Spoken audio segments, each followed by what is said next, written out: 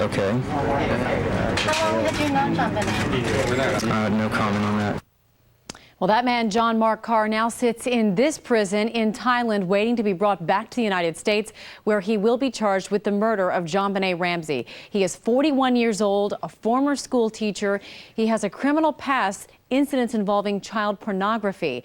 And of course, it is a very busy morning here at MSNBC. In a couple of hours, the Boulder, Colorado District Attorney will hold a press conference at noon Eastern Time as we take a live look there. We are hoping to get a lot of answers to many unanswered questions, mainly how did police track this guy down, and do they trust this confession? Is the DNA they have a match? We also want to tell you about some news sound. We're just getting into MSNBC. An AP reporter who was in Bangkok just following that press conference that you heard there apparently went into the elevator with Carr and kept his audio tape rolling. Let's take a listen to what he had to say. I've contacted the Ramsey family, especially before Patricia passed away, and I conveyed to her many things, among them that I am so very sorry for what happened to JonBenet, and it's very important for me that everyone knows that I love her very much and that her death was unintentional and it was an accident. And I made several efforts to communicate with Patricia before she passed away, and it's my understanding that she did read my letters, and she was aware of me before she passed away. What happened in the basement?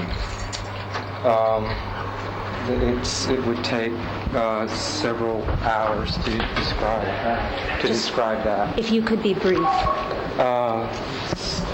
There's no way that I could be brief about. There's no way I can be brief about it. It's a very. But first, what we know right now, NBC's Michelle Kaczynski is in Marietta, Georgia, with reaction from the Ramsey family and former FBI profiler Clint Van Zandt and former prosecutor Susan Filan, who were up late last night, we should mention, discussing this breaking story. We're going to talk to all of them in just a few moments, but let's begin with NBC's Michelle Kaczynski. Michelle, tell us about Carr and what the Ramsey family is saying this morning about it. Hi, Amy. Well, we know very little except what we've heard right there from him. I mean, that's some of the most important information we've heard in the last 24 hours. But what's coming from police and other people associated with the case is that, as you mentioned, he's a 41-year-old former school teacher. We know that he's worked in Alabama, that he worked in the Petaluma, California school district. We're told as a substitute teacher. And police there said that back in 2001, he was fired from his job. And somewhere around that time, he was also charged with child pornography. But we're told by authorities there that he fled that area before he could be brought to trial. So it's our understanding at this point that he was never convicted of anything there. As far as his other background, if there is any other suspicion or any other charge in his past, that's all being worked out right now. So he worked for a time in various school districts in this country. Thai police have said that he's been in and out of Thailand a couple of times, at least 4 times, they think, in the past 2 years. And we know that he had been in contact with a professor here in the States, professor of journalism at the University of Colorado, who had been working on a documentary in the last 2 years about JonBenet Ramsey's murder. Now, police and other sources in this case have said that it was that professor that started to become suspicious of John Carr.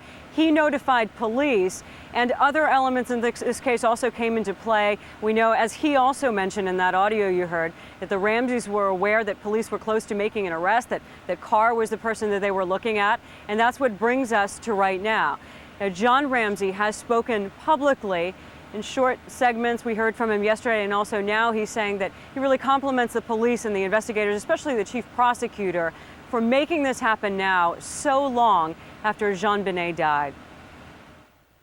I'm just absolutely impressed with the effort that went into accomplishing this by the Boulder DA's office and the other agencies that were involved all over the world, including the Thai police. And it's very, just beyond impressive what they accomplished.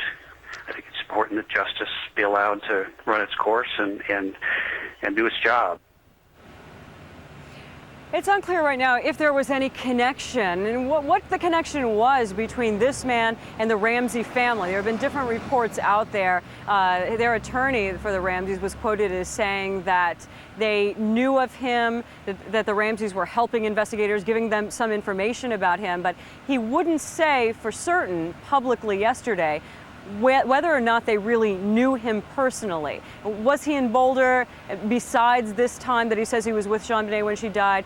That's what we don't know, and those are the details that are going to come out in the near future. Amy? And Michelle, it should be mentioned, you are standing, I believe, in front of the cemetery where JonBenet and now Patsy Ramsey are both buried. I'm curious because oftentimes when people hear about news that they had been following for years and years, they come to a place where they know they can pay their respects. I'm curious, have people come to that area? Have you seen anybody wanting to at least pay their respects and pass by? Not so far this morning, and this entrance that is on a less busy street than some of the other ones where people might easily come has been closed, but we did see a little bit of that yesterday. In fact, one woman who described herself as a friend of the Ramseys left a little note for Patsy Ramsey on one of the grave markers, but there really has not been much activity out here this morning, Amy. All right, Michelle Kaczynski with the latest from Marietta, Georgia. Thanks, Michelle.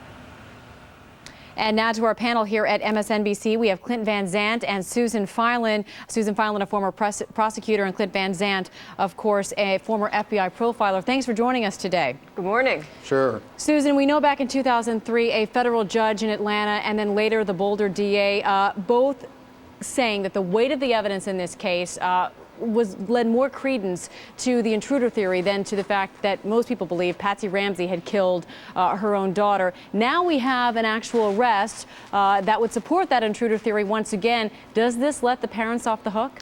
Well, I think you can assume from this arrest, because it sounds like we have an extremely careful District Attorney, Mary Lacy, that she's got enough probable cause to certainly charge this man and bring him back internationally to the United States to face these charges. It does sound like it clears the Ramseys, but what we have to find out, there's still so much we don't know.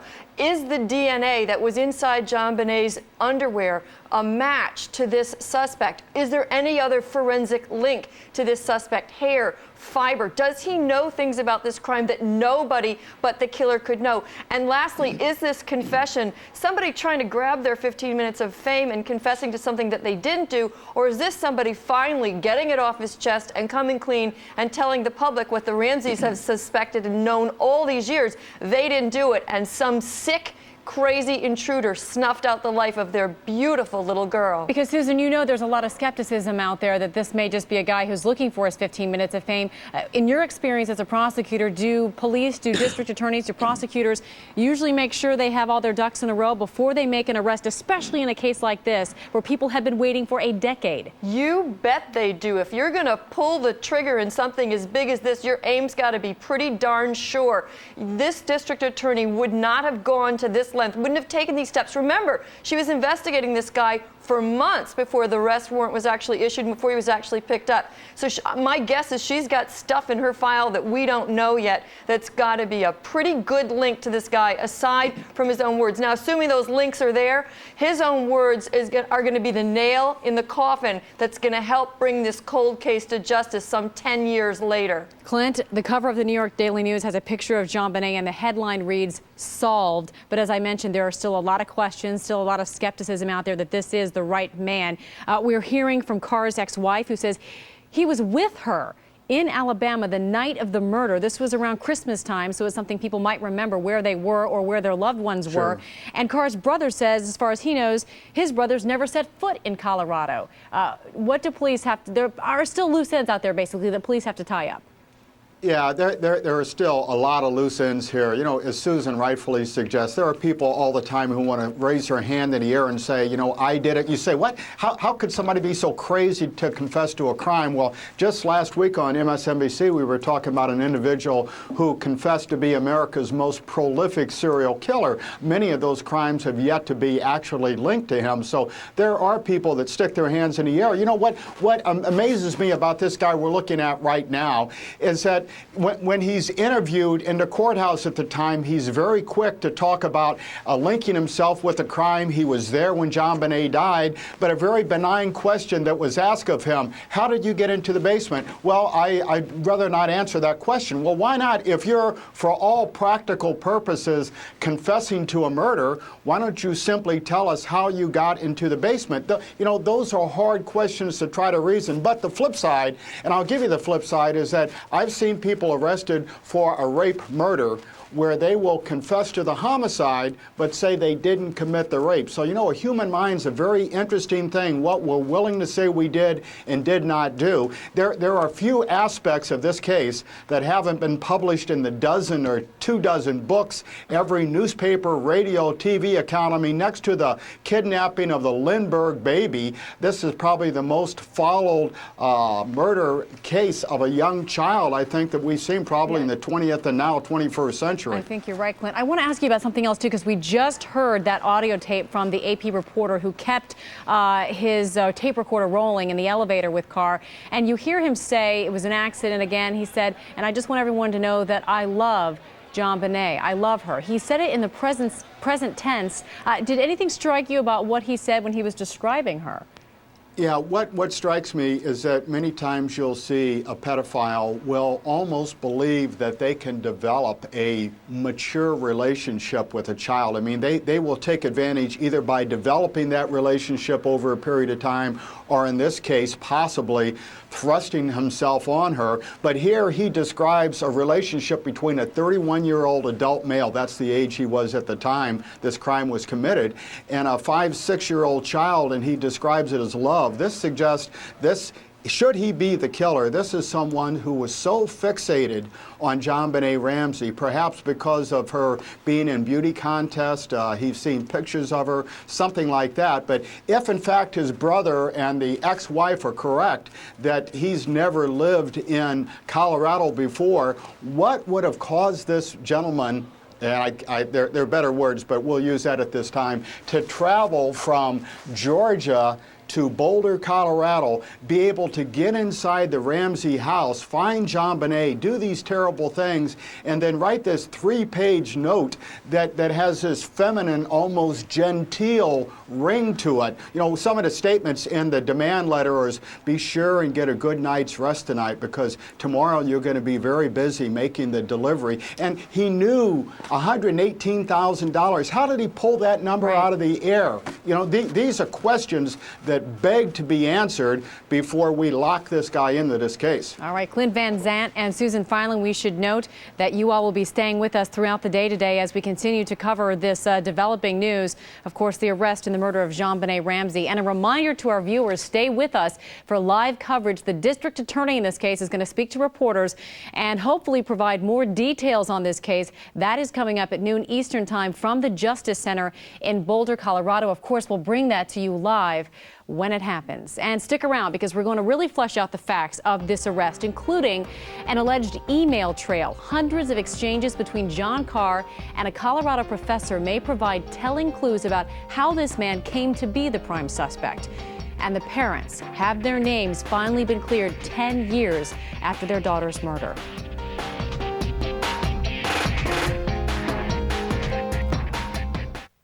You heard it first on MSNBC. An arrest is finally made in the JonBenet Ramsey case. For continuing coverage, stay with the network that broke the story, MSNBC.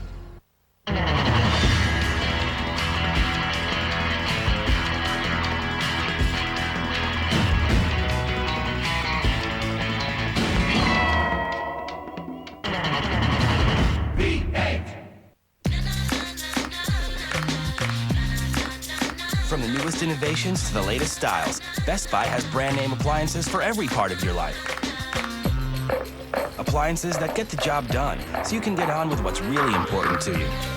You can trust our appliance experts to show you all the latest, like Whirlpool's Cabrio washer and dryer. Save time and money by washing up to 3 baskets of laundry in a single load. Now with 24-month financing, get the appliances that fit your life at Best Buy. What's cooking at Stouffer's? A whole menu of restaurant-inspired dishes. Corner bistro entrees from Stouffer's.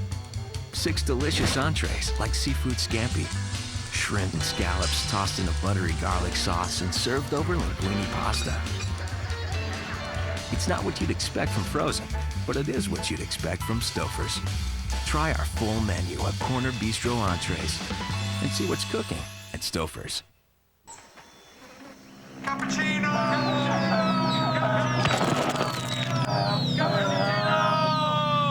There are a million reasons to travel. There's one site to search before you go. Kayak.com. Life's a trip. Great Floors can take care of all your flooring needs with great products, great selection, and great deals every day. That's no bull. Right now during Great Floors Carpet Closeout Sale, get high-quality carpet as low as $4.88 a square foot. We also offer 90-day same as cash on all carpet purchases. Plus, get a free 3x5 area rug with any purchase of $1,000 or more. Great Floors, home of the no bull deal. Stop by today at Northeast 82nd Avenue in Portland or off Highway 212 in Clackamas. We'll see you there. Shopping for a new Subaru should be fun, don't you think? And it is at Wentworth Subaru City, our brand new dealership in the heart of Portland. Smiling faces, super service, and more. More Outbacks, more Foresters, more of the new B9 Tribecas. 6 acres of selection and great pricing too. Come see why our customers say, I went and it was worth it. Wentworth Subaru City, 4 blocks south of the Convention Center. I love JonBenet, and died accidentally. In his own words, that was John Mark Carr, the man arrested for the murder of JonBenet Ramsey. It is one of those murder mysteries that many people thought would never be solved. Now there is new information about how police came to track down the man who has confessed to killing JonBenet Ramsey. The investigation that led police to John Mark Carr can reportedly be traced back to a single email sent by Carr 4 years ago to a University of Colorado journalism professor. Now, that professor, Michael Tracy, had produced 3 documentaries about the Ramsey case, criticizing police theories and what he thought was a rush to judgment to convict the Ramseys. Now, hundreds of emails followed between Carr and Michael Tracy, emails one family friend describes as instrumental to fleshing out who this man was. An investigator hired by the Ramseys says Carr talked about being there and knowing information that was not available to the media. For more now on the Ramsey investigation, I'm joined from Pittsburgh by Dr. Cyril Wecht, a forensic pathologist and author of Who Killed JonBenet Ramsey. Cyril, thanks for being with us. Hi, good morning, Amy. So you've been following this case now for many, many years. You wrote a whole book on it. Do you think that John Mark Carr is the right guy? I have a great degree of skepticism at this point. Nothing would please me more than to have this case resolved, and my heart would go out to the Ramsey family as well as everybody else, obviously, who has had interest and concern. But there's a lot of interrogation and a lot of forensic scientific evidence to be evaluated, analyzed, and correlated before that determination can be made. How did Mr. Carr get into and out of the house without leaving any biological or physical evidence of himself? How did he know about a room in the basement 2 floors below, which a maid who had worked there for a year never knew existed for 7 months, which did not come to be a point of entry by the police who got there? There was an open window. There was a footprint. I mean, can they or can they not perhaps link that to this guy, if indeed there is a link? Oh, of course, that kind of forensic evidence will have to be carefully evaluated. A piece of material was found under one of her nails, which the Ramseys seized upon some years ago and said it was DNA evidence of an outside intruder. So that obviously will be compared to Mr. Carr's DNA. Let's see, maybe there was a second perpetrator, an intruder, or it will be discarded. Let's find out from the handwriting exemplar, using the letters and words contained in the ransom note, whether they can be matched to the right or left hand writing of Mr. Carr. And then, of course, polygraph testing and forensic psychiatric evaluation. We want to make sure that we don't have one of those psychotic volunteer false confessions, which, of course, are not unknown in the annals of criminal investigation. You follow criminal cases. Do you think police would make this arrest based solely on a confession, or would he have had information that only the suspect and the police would know? And were there any secrets at this point, after 10 years of this playing out in the media? Were police able to guard some of that evidence, or something that would be able to tell them this is our guy? An excellent question. I cannot purport to know every single thing, but I can say that having done a great deal of investigation and having had the opportunity to talk to other forensic scientists and police officers involved in this case, that I am unaware and quite amazed by the statement that there is information that is not known. I don't have to tell you how much delving into this matter there has been. So what is it that he knew? Insofar as what kind of evidence they would have had to make this arrest, that I do not know at this time. Purportedly, we are told that he has made statements and references to some information that nobody else knew and that he has confessed. So all of that has to be looked into. You were the author, as I mentioned, of Who Killed JonBenet Ramsey, and in it you theorized that either John or Patsy Ramsey may have used a cord during some perverse sex game and they accidentally killed their daughter. Do you still believe that? As we have firm evidence from Mr. Carr and relative to Mr. Carr, that I am still of the opinion that there is no evidence of an outside intruder. There were two adults in the house.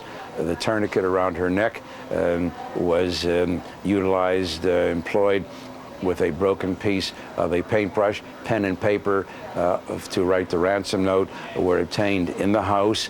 All of these taking place in the total darkness of the middle of the night in a calm, bold, brazen fashion. And yet, having accomplished that, this man, Mr. Carr, then leaves the house and leaves the 45-pound body of JonBenet Ramsey after having written the ransom note. So do I believe at this time? I don't mean to be intellectually arrogant or politically proud. I've been wrong before in 45 years. Forensic pathology is not an absolute science. I will be delighted to be proven wrong if this case can be resolved in a definitive, unequivocal fashion using hard forensic scientific evidence and not just running with Mr. Carr's alleged confession. All right, Dr. Cyril Wecht, we appreciate your time today. Thanks. Thank you. And coming up next, we're going to take you to Boulder, Colorado, where in less than 3 hours, the Boulder County District Attorney will give us more information, more facts on this case. NBC's James Satori is standing by with the very latest on that.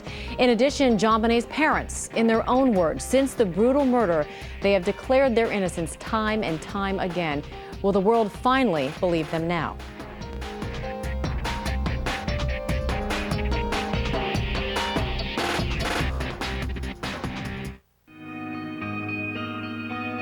The engine is connected to the tool. The tool is connected to the hand. The hand is connected to the body. The body is connected to the mind. The mind is connected to the heart.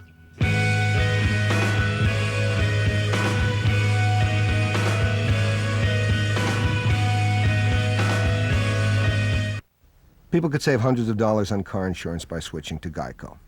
It says here, new customers report average annual savings of over $500. Easy money. Easy money. You do have to go to geico.com. Which is like what? Asking you to stand up? Hello there, you know, if you stand up, you could save loads of money. I doubt you're going to be like, no thanks, I'm so rich, I think I'll keep my seat. Geico. 15 minutes could save you 15% or more on car insurance. Diabetes doesn't slow you down. You exercise, eat right, and of course, you test. Testing is the key to taking charge of your diabetes. But testing can be painful, especially if your doctor says you need to test several times per day. And who has time to run to the pharmacy for diabetes testing supplies? Now you can address both of these issues with a special offer from Byram Healthcare and the BD Logic blood glucose monitoring system. BD Logic requires the smallest blood sample, which allows you to use the BD Ultrafine Lancet, the thinnest available. Byram Healthcare makes it easy to stay with your testing regimen by sending your testing supplies directly to your home. They handle all the paperwork for Medicare and most private insurance companies. They'll even call to remind you when it's time to reorder your supplies. So if you have Medicare or private insurance, call to see if you may qualify to receive a BD Logic blood glucose monitor at no cost to you, and to find out how fast and easy it is to order your diabetes testing supplies from Byram Healthcare. Call now.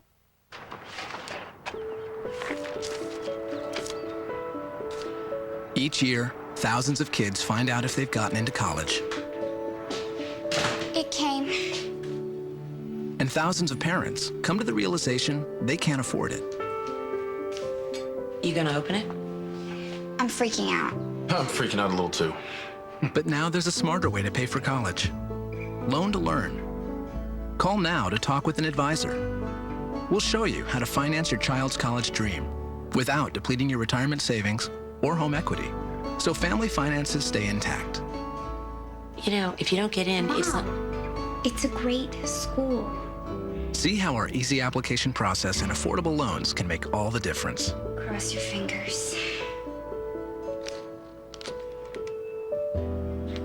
Loan to Learn. Call 1-888-TO-LEARN or visit loantolearn.com. He was arrested yesterday. The investigation continues. He'll be removed to the United States within the next week. And at that time, he will be taken to the Boulder County DA's office and will be taken into custody there, and the investigation and subsequent trial. That was Ann Hurst from the Department of Homeland Security describing what is next for suspect John Mark Carr. And we expect to hear from the Boulder District Attorney at noon Eastern Time. NBC's James Satori is outside the DA's office there in Boulder. And James, do we know the charges Carr is going to face in Colorado? Amy, we don't know exactly what lies ahead for Mr. Carr, but this is exactly what's making front page news, not only in the Boulder newspaper, but obviously newspapers around the country.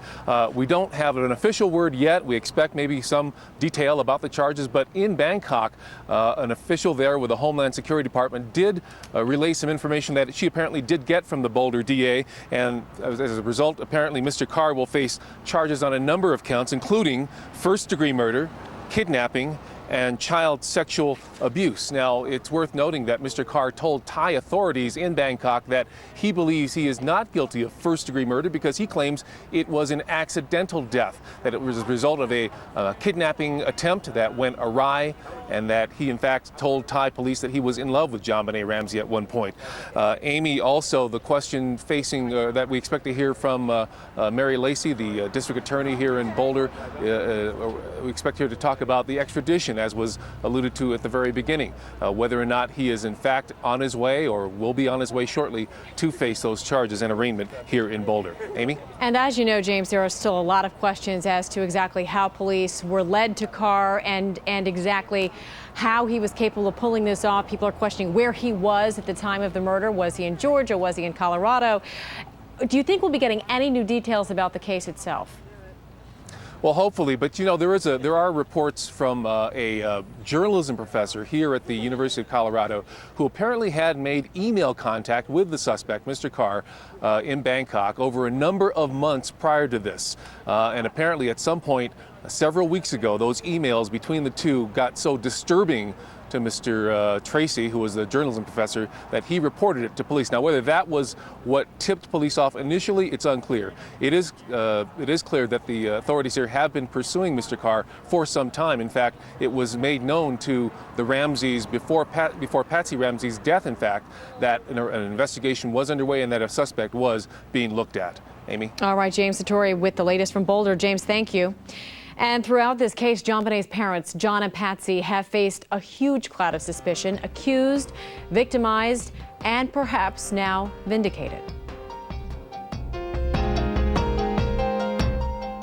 Tonight, award-winning back-to-back documentaries on the MSNBC Doc Block. At 10, a convicted murderer's impassioned plea for forgiveness in his death row diary. Then at 11, inside a terrifying one-man crime spree that ends with an innocent family held hostage. The MSNBC Doc Block, tonight beginning at 10.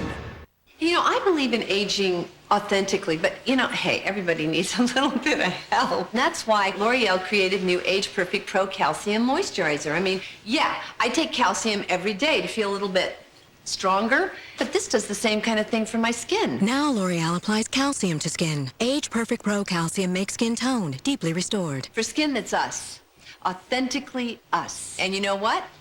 We're worth it. New Age Perfect Pro Calcium, only by L'Oreal Skincare. It's back, the Chevy Model Year-End event. Time to get the best selection on a great lineup of 06 SUVs.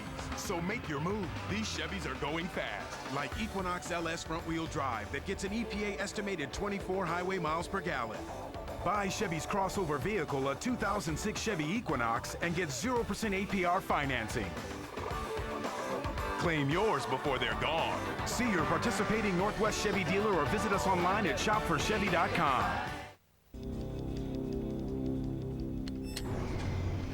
John, we have the new high speed. It's way faster than DSL. Show 'em.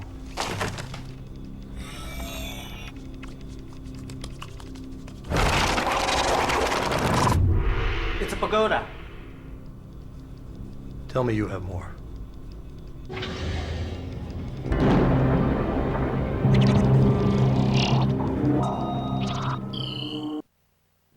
Nightly News. Log on to Early Nightly, Brian Williams' video weblog. Weekday afternoons at dailynightly.msnbc.com.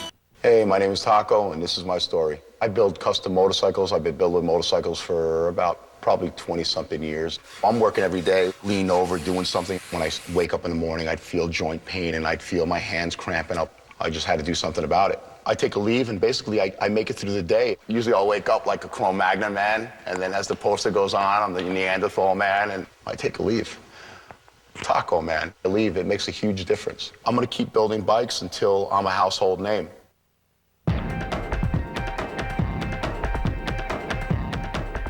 And there he is, the prime suspect in the murder of JonBenet Ramsey, the former teacher who says he was there the night JonBenet was killed in her Boulder, Colorado home 10 years ago. John Mark Carr was paraded before the press in Thailand this morning, and he spoke freely to reporters, saying JonBenet's death was an accident. In fact, even the Thai officials seemed surprised by the details of Carr's confession. When my officer asked him what, he said he loved the girl, that's all. He loved the girl. Carr could return to the United States as early as next week, and the Boulder DA will be filling in some of the details and questions many of us have at a news conference coming up at noon Eastern time right here on MSNBC. Now, for some, speculation still centers on the parents of JonBenet, even with John Carr in custody. Police had John and Patsy Ramsey under, quote, an umbrella of speculation at the beginning of this case. Even Colorado Governor Bill Owens had his doubts. But through the past 10 years, John and Patsy stuck to the same story, that an intruder killed JonBenet, and they had nothing to do with it. They passed lie detector tests, were cleared by police, and even wrote their side of the story in a 2000 memoir. Now here's a look back at the Ramseys' fight to clear their name. To those of you who may want to ask, let me address very directly, I did not kill my daughter JonBenet. There have also been innuendos that she has been or was sexually molested. I can tell you those were the most hurtful innuendos to us as a family. They are totally false. I'm appalled that anyone would think that John or I would be involved in such a hideous, heinous crime. But let me assure you that I did not kill JonBenet. I did not have anything to do with it. I love that child with my whole of my heart and soul.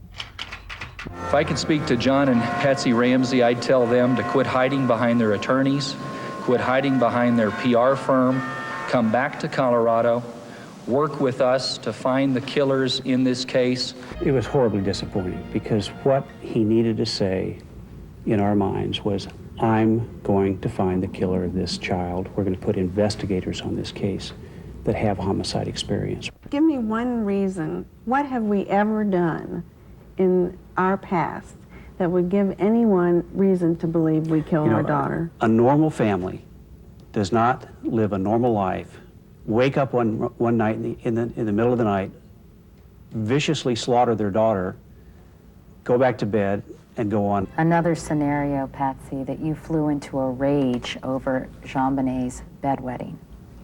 There again, you know, what are your priorities? JonBenet would have an occasional accident. It was nothing to be alarmed at. I didn't care one way or the other. I would not have ever. It's just ludicrous. You can't even answer it. We've had to harbor a lot. We've had to shoulder a lot. We have been tried and convicted in the press every single day. We've been grieving the loss of our child every day. We have a lot to tell. Well, Patsy Ramsey died before seeing her daughter's alleged killer in custody. In fact, just yesterday, a friend of the Ramsey family left a note on Patsy's grave, and the letter reads, "Dearest Patsy, justice has come for you and John. Rest in peace." Well, now to our panel, Larry Posner, criminal defense attorney, Susan Filan, former prosecutor, and Clinton Van Zandt, former FBI profiler and author of the book Facing Down Evil. Thank you for joining us, all of you. Morning. Thank you. Susan, it seems at this point the key to this whole thing is this confession that we've been hearing played. Let's take a listen to it again. I was with JonBenet when she died. Were there other people with you than her? What happened to her?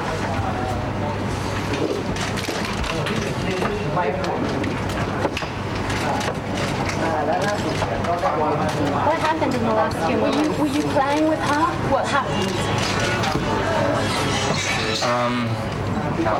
Her death was an accident. This isn't just a confession to police investigators in a controlled environment. This is on videotape.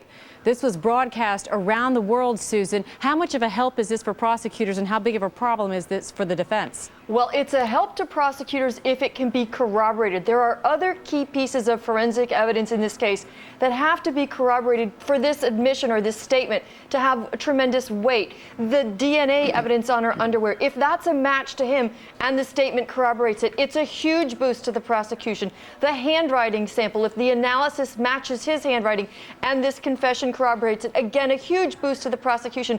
But if there's no DNA and there's no handwriting match and he gave this statement, it's going to be another brain teaser for this jury, because again, we have to remember that this crime scene was a true mystery 10 years ago. There were pieces of evidence that suggested there was no intruder, there were no outside footprints in the snow. There were pieces of evidence that suggested it had to have been an intruder and a stranger, this DNA that didn't belong to anybody in the family.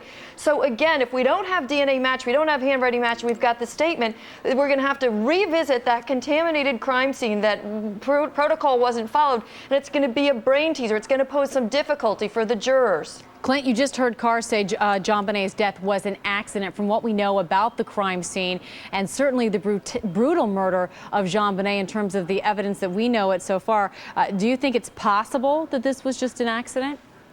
No, I don't think so. You know, what he says is interesting. He says, I was with JonBenet when she died, and her death was an accident. We hear him minimize, we hear him rationalize his involvement. To my knowledge, he's not directly said, I was responsible for her death. But again, as most recall, this is a child, a 6-year-old little girl who was struck in the head hard enough with a flashlight or a baseball bat-like object to leave a 8.5-inch groove in the side of her head. Then a garrote was placed around her neck, and then she was choked to death with that. This was a horrible, brutal crime. You know, the sexual aspect to it, the psychosexual aspect to it, could in fact lend itself very easily to a sexual predator, and that's something that law enforcement has looked at over the last 10 years. It's interesting, though, that Mr. Carr, just like Dennis Rader, the BTK killer, could have just disappeared into the woodwork, crawled under a rock someplace,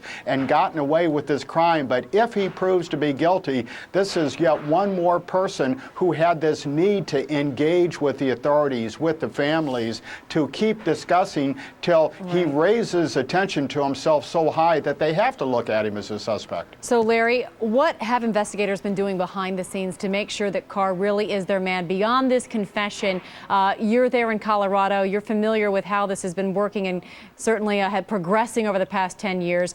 What do you think they've been doing behind the scenes? Well, they need two things from this man. They need details that only the killer would know, and they need forensic evidence. And if they don't get those two things, then we may have a man looking for his 15 minutes of fame, sadly. So I think we are a long way from knowing that this is the killer. I think we all hope that this case is solved, but I don't think his very bland and undetailed confession is enough. So if you're his defense attorney, what do you do at this point? This man doesn't want a defense attorney. This man wants to be known as the killer of John Bonet. And so it's either going to be verified, and that's going to be the end of the case. He's going to want to plead guilty, not plead not guilty, or it's going to be shown that this is just another whack job looking to become famous, sadly, Larry, writing this tragedy. Walk us through what happens to Carr once he gets here in the States, once he's extradited from Thailand. He comes back to Boulder, and in Boulder he meets a group of law enforcement agents who have been poring over this case for much of their lives now. And they will know the details absolutely cold. And the question is, does he know the details? Can he give the pieces of the puzzle? And if he can, it will come together like a jigsaw puzzle. And if he can't, it will just be a rambling bunch of baloney, and the cops will see through it pretty quickly. They'll also take hair samples and handwriting samples and begin those forensic comparisons. And if they don't match up, we don't have a solution yet. All right, Larry Posner, Susan Filan, Clinton Van Zandt, thank you all for joining us today. We appreciate it. Thank you. Thanks. When we return here on MSNBC, a former FBI profiler who was brought in by the Ramsey legal team to investigate the murder talks about the gruesome details of the crime. He says there's no way John Bonet's death was an accident.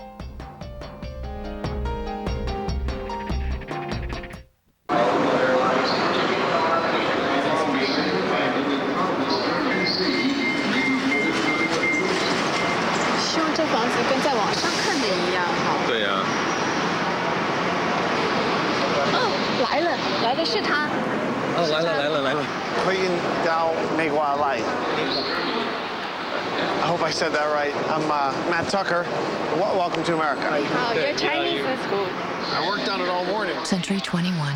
My name is Leonard Ross. I was born in 1906. The Dust Bowl, the Depression, and 2 World Wars. That's just a few of the things Rosie Ross has seen in his lifetime.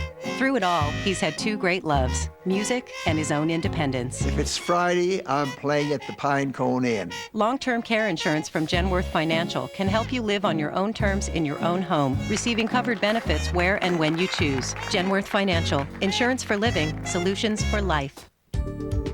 If you're a homeowner with an adjustable rate mortgage, what happens to your monthly payment if the rates go up again?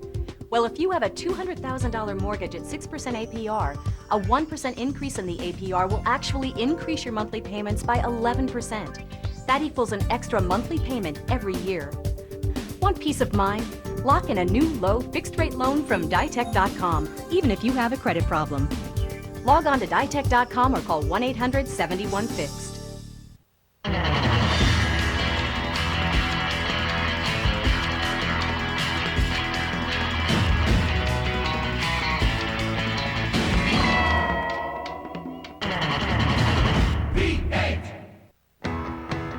Here's to men, to guys who want to take longer drives with fewer pit stops, to guys who want to spend less time in the men's room and more time fishing. And here's to Flomax. It's approved to treat male urinary symptoms due to BPH, also called an enlarged prostate. In 1 week, Flomax may help symptoms like going often, going urgently, weak stream, frequently waking up at night to go. For you, Flomax could make a difference in 1 week. Ask your doctor if symptoms are from BPH, not prostate cancer. Common side effects of Flomax are runny nose, dizziness, and decrease in semen. Upon standing, a sudden decrease in blood pressure may occur, rarely resulting in fainting. So when starting Flomax, avoid situations where injury could result.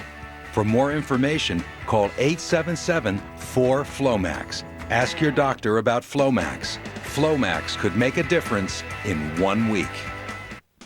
Does knee pain limit your motion? Get relief with Icy Hot Pro Therapy, powered by Cold Packs. Now I can scramble. I can feel it work. It goes the distance. Pro Therapy from Icy Hot. It's about freedom of motion. We take you live now to Boulder, Colorado. That is the district attorney's office there you see. And in just over 2 hours, we are expecting to get some more information on the arrest made in the Jean Bonet murder case. There is a news conference scheduled to begin at 12 noon Eastern time. And of course, over the next few hours and days, we will be reliving the gruesome murder of JonBenet Ramsey. We'll be learning more details that are unfortunately quite graphic. John Douglas is a former FBI profiler who was brought in by the Ramsey legal team to investigate the murder 10 years ago. John, thanks for being with us today. Thank you, Amy. You said it took you about 4 days to realize that the Ramseys were not to blame for the death of their daughter. You initially suspected them, as did police, but then you realized very quickly that they were not the culprit here. What about this case made you come to that conclusion so quickly?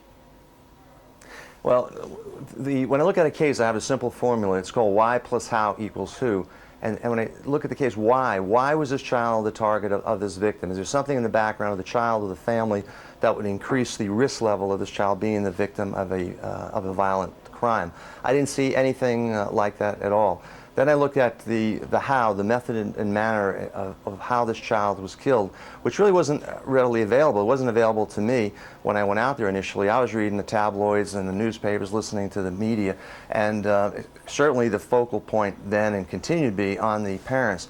When I began to look to see how this child was murdered, when parents kill, and parents are killers, but when they kill, oftentimes there's a look to the crime scene, there's a softening of the crime scene, there is an undoing of it to make it peaceful. This was not the case. When Mr. Ramsey was told to go down in the basement with his neighbor, and he ended up walking into this wine cellar, the first thing, and he turned the light on, oh my God, my baby. He found his child in a face-up position with her hands bound overhead with ligatures. She was garroted with such force that John at the time and the people upstairs where she was brought couldn't even see the ligature. It was so embedded into her neck. She was sexually assaulted, probably with a piece of wood from the paintbrush handle. Part of the paintbrush handle was used to fashion a garrote around her neck. We never were able to find the other paintbrush that we feel that she was sexually assaulted with, because we found a wood fiber in her vagina. At the end of all of this, and she's dying, she's on her last breath, the killer, the unknown subject, is still angry, still provoked, that for whatever his reason is, revenge, retaliation, he decides to strike her in the head, cracking her skull 8.5 inches. You couldn't even see that from the crime scene. You only saw it after the autopsy was performed, and you could see her skull was cracked like a coconut. There was only about a teaspoonful of blood found under her skin. So John, so here is someone not just ready that wants to kill, but wants to destroy. It's interesting the points you make. Why weren't police convinced then? Because clearly they were not. Because they're inexperienced. What you have in Boulder, Colorado is you have investigators who on the Boulder police who work 1 or 2 homicides a year, and they end up rotating these investigators, every 6 months or so. So what happened was, unfortunately, they put a narcotics officer in charge of a homicide investigation. A homicide investigator takes facts, takes leads, and that will help point him in the direction and for a course of action in the investigation. Our narcotics officer targets an individual believing that someone's involved in drugs. Now he's going to make a case around that person. So what you had here was you had the detective here taking information that could support his theory, but eliminating evidence like a palm print on the door, like a boot print in the floor in the wine cellar that did not match anyone, like DNA. The DNA did not match the Ramseys. I hear on the media they're making it sound like this. They just discovered this in 2003. They knew this years earlier, and they were using it to eliminate suspects. But why weren't you eliminating the Ramseys? It didn't match the Ramseys' DNA. Did police know 10 years ago who John Mark Carr was? His name never came up. When I was brought, several years ago, I was brought out now from the defense. The prosecution, the new district attorney, asked me for help. And she took the case away from the local and federal police, and I went out there and did a presentation. What I was told was that they had over 50 various sex offenders that never were looked at all by the investigators, really looked at hard. Polygraph examinations were performed, but I don't believe in the polygraph examination. And the crime scene tells you that the person responsible for that murder would do well on the polygraph, would pass the polygraph, because to them, what he did to that child was justifiable murder. She deserved to die for whatever reason was going through his mind. What about the evidence that police have right now? There's been a lot of talk about DNA, and it's 10 years old at this point in time. You mentioned the boot print. Talk about what police may have in terms of physical forensic evidence against this guy. Obviously, we know he's confessed, but a lot of times defendants take back those statements when they go to trial. Sure. I mean, there was hair and fiber evidence found at the scene. We certainly have the DNA evidence as well. He may be giving some type of a confession. What you also look for is oftentimes these characters, these pedophiles, take mementos, souvenirs belonging to the victims, scrapbooks, articles about the case. Those are the kinds of things that can help bolster an investigation for the prosecution. John, here's the big question everyone's asking, and you may have an answer to this. Why now? Why 10 years later are we finally getting an arrest in this case? What happened? What broke this case? The information will be trickling out, but they finally, I mean, he's over in Thailand, an area where the suspect is. There's a big sex trade area over there. Something may have occurred, at that point in time. The authorities over there may have been looking at him. And I've had cases where you bring a guy in on a totally different matter, and they do in fact end up confessing. But to get the confession, you're looking for something specifically that he knows that only the killer and the law enforcement community knows at the time. And apparently that's some of the information he's providing was secret and confidential information. All right. And are you breathing a big sigh of relief here? I mean, I know you've been saying for years now, and I believe you took a lot of criticism for it, that you didn't believe Patsy Ramsey or John Ramsey were responsible for this. Do you feel a little vindicated here? To this day, I had some of the people had threatened me over the years. They said, "John, I respect you, but you're wrong about this case." How do you know I'm wrong about this case? Last night, I started receiving calls from my home here apologizing to me about the way I was treated, and it's experience. And you have to have. I've worked thousands of cases, and you see a lot of this, and it doesn't take you long to go in and to do a diagnosis and tell the police, "Hey, you got to refocus your investigation." The problem here is I was dealing with very inexperienced investigators whose theories were all wrong here, and they spent too much time and too much effort targeting the Ramseys, and I really feel terrible that Mrs. Ramsey is missing all of this. She had to die knowing that we still didn't have the killer and the killer in custody, or the alleged killer in custody, I should say. Well, John Douglas, we appreciate your time with us this morning. Thank you. Thank you very much. Well, let's get a quick check on the national forecast. NBC Weather Plus meteorologist Jackie Moretsky is standing by. Good morning, Jackie. Good morning to you, Amy. Let's take a quick look at what's happening from a national perspective with thunderstorms, some heavy bands of rain rolling right across the Central Plains. Chicago, no delays yet, but you could get some later on through the mid-morning hours with this strong band of showers and thunderstorms. Meanwhile, West Texas, El Paso. Well, we'll take a look at exactly what's going on there with some flooding concerns. But what I will tell you is President Bush did declare this West Texas city, El Paso, a federal disaster area on Tuesday, and they certainly need that funding. Already, the damage estimates are, estimated at over $100 million, and the mudslides they suffered in July, getting 2 weeks their annual average, 15 inches of rain. Well, that caused extensive damage right across West Texas. So El Paso, right on up through south central New Mexico, flooding is a major concern. There is a threat of the Rio Grande River running right through that state, overflowing. And as for airport delays, none yet due to weather. Let's turn around. Oh, you know what? This just popped up. There you go. Breaking weather news. Chicago getting airport delays, and New York, LaGuardia, as well as Newark, some delays just due to volume, and that's no surprise. Amy, back to you. All right, Jackie, thank you. And we will take a look at some other news when we come back. A big announcement in the London terror arrest. We'll be right back. Tonight, do as I say, and you live. It may be the biggest movie of the summer, and Keith's got its star, Samuel L. Jackson. Countdown, MSNBC tonight at 8. Right, but a talking gecko, why? I'll tell you why. Because people trust advertising icons. Some bloke tells you to go to geico.com and you're like, really? And just who might you be? But a gecko, he can be trusted. I ask if you want to save hundreds on car insurance, and you're like, yes, thank you. Mind babysitting my kids? And I'm like, of course I'll sit with the kids. You're like a brother to me.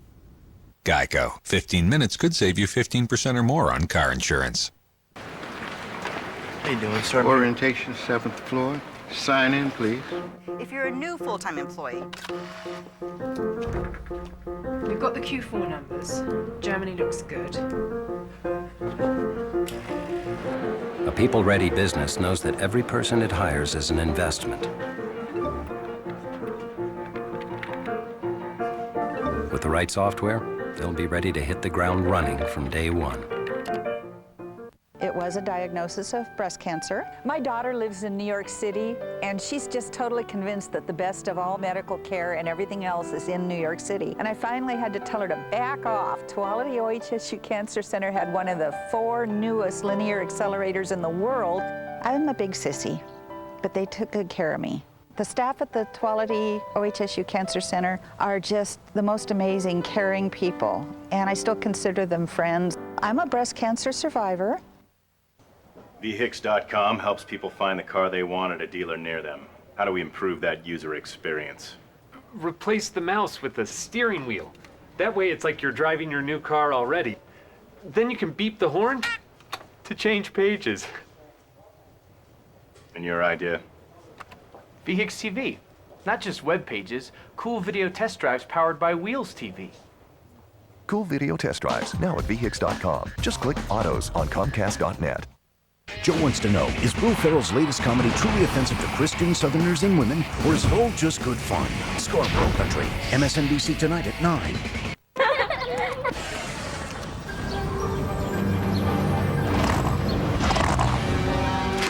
We took an American classic and built it for speed. New Oscar Mayer Fast Franks, a hot dog and bun in one. Just unwrap them and zap them. The dog gets hot and juicy, the bun stays bakery soft and warm. Awesome dog. Mom? Want to ride? Yeah! New Oscar Mayer Fast Franks. For great taste fast, you can count on Oscar. New information this morning in the London terror plot. A senior Pakistani intelligence official tells the Associated Press the alleged terror plot to blow up U.S.-bound jetliners was probably sanctioned by al-Qaeda No. 2 leader Ayman al-Zawahiri. The investigation in Pakistan also indicates the British national arrested in Pakistan, Rashid Rauf, was the planner of the attacks. Well, the Lebanese army is deploying in southern Lebanon today as part of a plan to solidify the ceasefire between Israel and Hezbollah. The French newspaper Le Monde reports France wants to contribute 10 officers and 200 engineers to a 15,000-member international force. The paper says UN Secretary General Kofi Annan will urge French President Jacques Chirac today to send more troops. Authorities in San Diego, California say the father-in-law of Tour de France champion Floyd Landis committed suicide. David Witt was found in a parking garage killed by a single gunshot. The reason for the suicide remains unclear, but you may remember Landis tested positive for high testosterone levels after winning the Tour de France bicycle race. He denies those allegations. More to come next when Alex Witt takes over our coverage. We are just about 2 hours away from the announcement from the Boulder District Attorney, the break in the JonBenet Ramsey murder case that people have been waiting nearly 10 years to hear.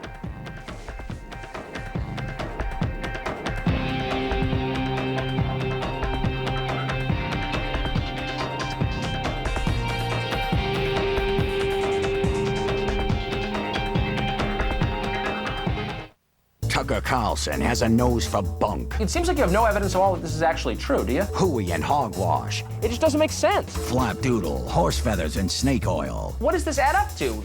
Not a whole lot. In plain English, Tucker Carlson doesn't take any. No!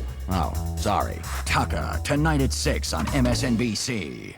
Announcing the Subaru all-wheel deal model year clearance. There's never been a better time to lease the fuel-efficient all-wheel drive Subaru Legacy and Impreza. Right now, lease an Impreza 2.5i for only $169 per month for 48 months. The Legacy and Impreza, both with a top safety pick gold rating and the safety of all-wheel drive standard. Every day is a winding road. Hurry, the $169 per month lease ends September 5th. Without strong shoulders, who would support them? One A Day wants you to stay strong for them. Because as early as 30, women can start to lose bone mass. That's why there's One A Day Women's, a complete multivitamin with twice the calcium of Centrum. One A Day Women's. If you think getting a full serving of fruits and a full serving of vegetables into a single juice is amazing, wait until you taste it. New Strawberry Banana V-Fusion Juice from V8. Don't just live, thrive.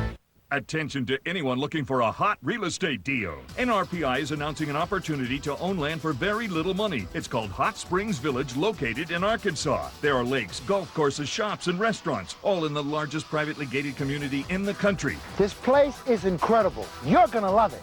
With incredible growth potential and a prime location, this is the chance of a lifetime. Here in Hot Springs Village, it's actually one of the most affordable places that I've seen in all the places that I've lived. It is so affordable, it's going to blow your socks off. This place is just exploding with growth. Start planning your future by owning Arkansas real estate.